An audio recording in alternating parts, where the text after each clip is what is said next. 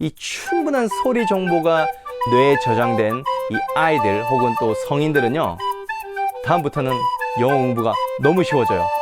유튜브만 봐도 영어가 그냥 느는 거예요. 언어학에서 말하는 silent period라는 게 있습니다.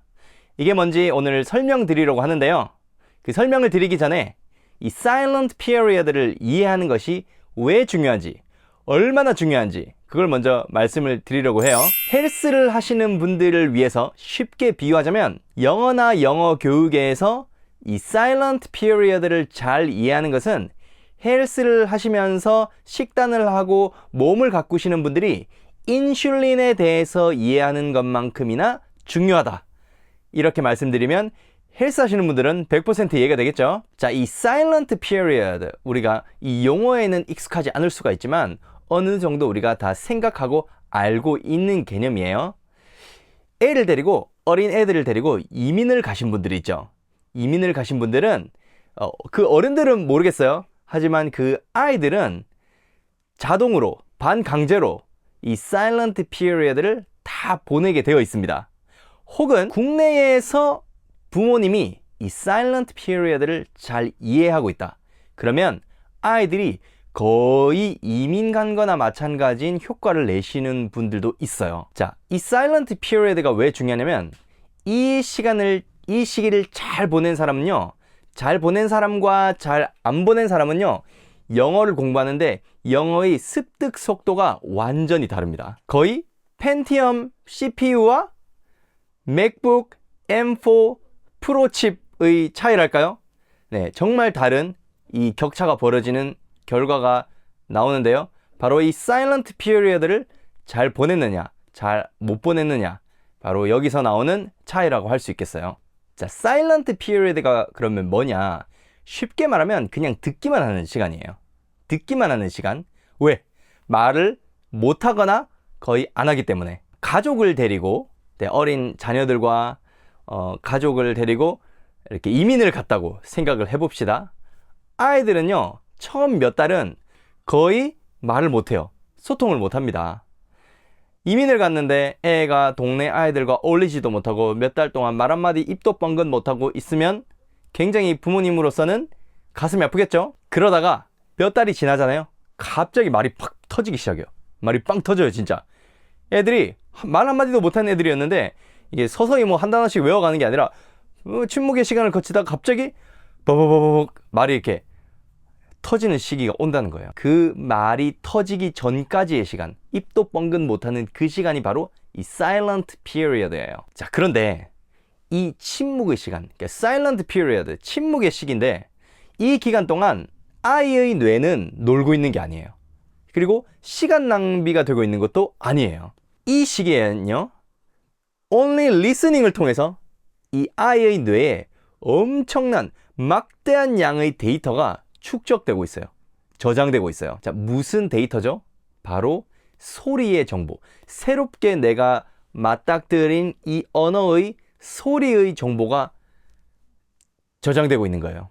그리고 이 아이의 뇌는 새롭게 저장된 이 소리의 데이터를 처리하기 시작해요. 마치 우리가 컴퓨터에 뭔가 파일을 저장하면 그 파일을 그 양식에 맞게 컴퓨터가 삐빗삐빗삐빗 처리하는 것처럼 우리의 뇌가 이 새로운 소리 정보를 처리하고 식별하고 구분하기 시작해요. 자, 이 과정이 뭐랑 같냐면요, 우리가 밴드 음악을 듣는 거를 생각을 해보자고요. 밴드 음악을 처음 듣잖아요. 우리가 밴드 음악을 들으면 드럼, 피아노, 일렉기타, 베이스 기타 이런 악기들이 있는데 이 악기들이 내는 각각의 소리를 잘 구별을 해내지 못해요. 이 음악이 하나로 뭉뚱그려져서 그냥 통째로 들려요. 근데 이 밴드 음악을 계속 들으면 어때요? 계속 들으면요, 이 악기 하나하나가 식별되기 시작해요. 이 밴드는 베이스를 이렇게 치고 있네. 이 밴드의 세컨드 피아노는 이렇게 가고 있네. 일렉 기타가 이렇게 치고 나오네. 어쿠스틱 기타는 이렇게 나오네. 이런 것들이 식별되기 시작합니다. 왜요? 우리 뇌는요, 이 입력된 소리 정보를 자동으로 처리를 해요. 우리가 굳이 뭐 명령을 내리지 않아도 우리 뇌에서 자동으로 새롭게 들어오는 이 소리 정보를 처리를 하는 게 그게 뇌가 하는 일이에요. 자, 그러면 세미 원어민 같은 유창한 영어 실력을 구사하기 위해서 이 silent period, 영어의 새로운 소리 정보를 입력하고 처리하는 이 충분한 시간을 가지는 것이 왜 필수적인가? 반대로 이 시기를 잘 보내면 왜 영어 실력에 폭발적인 상승이 있는 것인가? 그걸 제가 말씀드릴게요. 왜냐하면 이 silent period를 잘 보내서 이 영어의 소리 정보가 풍성하게 충분하게 우리의 뇌에 저장되고 처리가 된 사람은요, 더 이상 설명과 암기 위주의 영어 공부를 하지 않기 때문이에요. 쉽게 말하면 우리 어른들 학생 때 영어 단어 어떻게 외우셨어요? 집중하다, concentrate 이라는 단어를 하나를 외워도 C-O-N-C-E-N 이렇게 막 쓰면서 외우셨죠? 그 문자를 계속 뚫어지게 보면서 단어장을 보고 또 보고 또 보고 막 너덜너덜해질 때까지 보면서 그렇게 외우셨잖아요.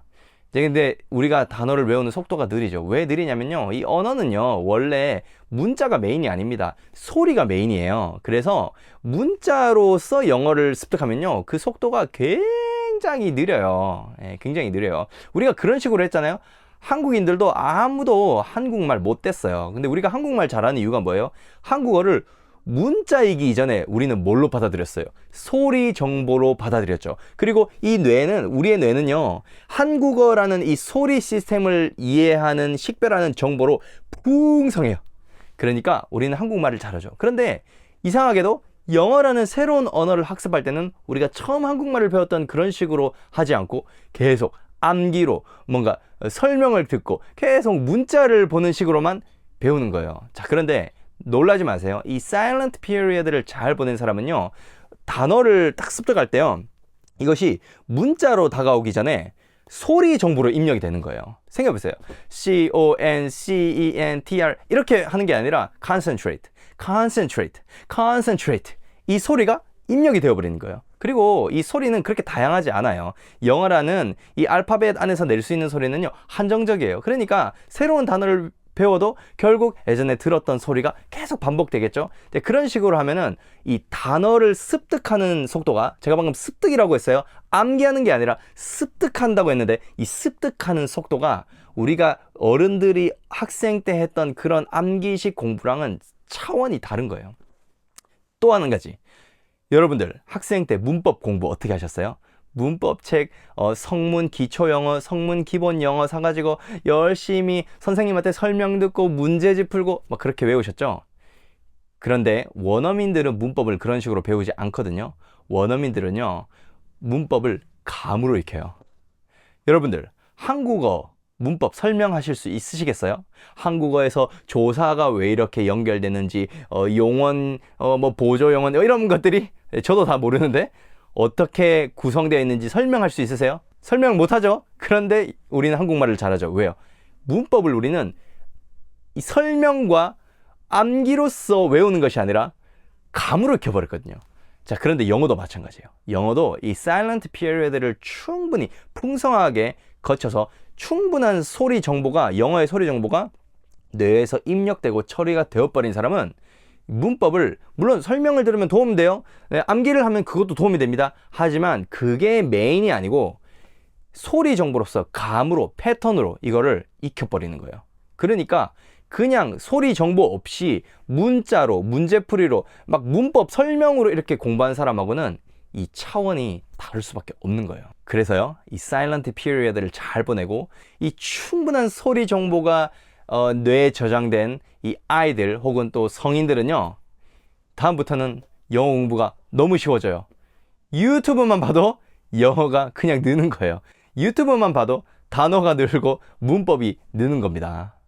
자, 그런데 우리가 반대 측면을 생각해 본다면요, 영어를 새로 시작하는 이 신규 학습자에게 이 silent period는 정말 고통스러운 시간이에요.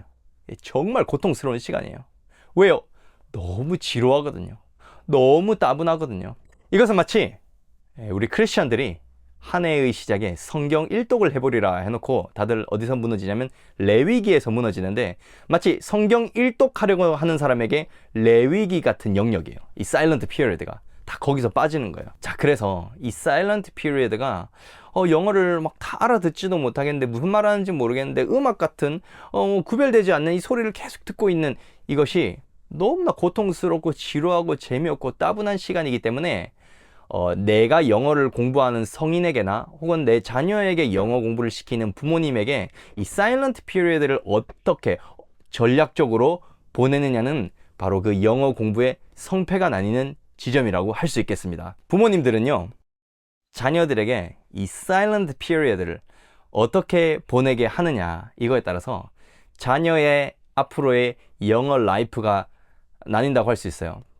이민을 왜 갑니까? 애를 유학을 왜 보내요? 외국에 보내면요, 미치도록 고통스럽지만 강제로 이 사일런트 피리어드를 보낼 수밖에 없거든요. 그런데 우리가 다 애들 이민 보낼 거 아니잖아요. 그럼 한국에서 어떻게 이 사일런트 피리어드를 전략적으로 보낼 것인가? 이것이 부모님들에게는 중요한 숙제가 되겠습니다. 자, 그런 의미에서 이 한국의 영어 교육 과정이 좀 아쉬운 점이 있죠.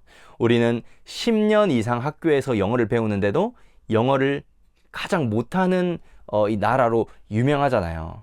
물론 사교육을 잘 받아서 영어를 잘 하시는 분도 있지만 공교육으로만은 부족한 점이 있지 않습니까? 영어를 잘하는 나라들 있잖아요. 유럽에서 영어를 잘하는 나라들의 특징을 보면요, 학생 때, 어릴 때 이 사일런트 피리어드를 자연스럽게 보낼 수 있도록 이 교육 과정이 디자인되어 있어요. 그런데 우리나라는 어떻습니까? 영어를 처음부터 암기와 설명으로 가르쳐요. 문제풀이로 가르쳐요. 영어라는 새로운 소리 시스템을 충분히 습득하고 저장할 만한 충분한 시간을 안 줍니다. 방법이 잘못되었든지 아니면 좋은 방법을 시도하고 있지만 충분한 양을 주지 않아서 우리가 대부분 학교에서는 이 사일런트 피리어드를 보내는데 실패하는 경우가 많아요. 물론 우리나라에서도 경제적인 여건이 되는 부모님들은 어릴 때부터 아이를 뭐 영어 유치원에 보낸다든지 어학원에 보낸다든지 해서 이 사일런트 피리어드를 잘 보내게 하는 부모님들도 계시죠. 자, 그런데요, 비싼 돈 내고 학원에 안 보내도 부모님이 이 언어 습득 이론, 특히 이 사일런트 피리어드에 대한 충분한 이해를 가지고 계시면요, 아이들이 이 시기를 잘 보내고 영어 능력자가 되게 하는 좋은 발판을 마련할 수 있어요. 그게 뭐냐면 아이들이 이 영어 소리에 아주 재밌게 자연스럽게 노출될 수 있는 환경을 조성해 주는 거예요. 그게 뭔지 아세요? 그게 바로 엄마표 영어예요. 엄마표 영어. 자, 정리하자면요, 이 사일런트 피리어드를 잘 이해하면요, 자녀에게 영어 공부를 시키고 싶은 부모님에게도 그렇고 영어를 새로 시작하려는 베이스가 별로 없는 성인들에게도 굉장한 도움이 돼요. 그래서 기회가 되면 제가 다른 영상으로 제가 개인적으로 이 시기를 전략적으로 잘 보냈던 그런 경험들을 나누고 싶기도 해요. 댓글로 여러분들이 가진 질문이나 또는 혹시 이 시기를 성공적으로 보낸 분들이 있다면 주저하지 마시고 나눠주시길 바래요.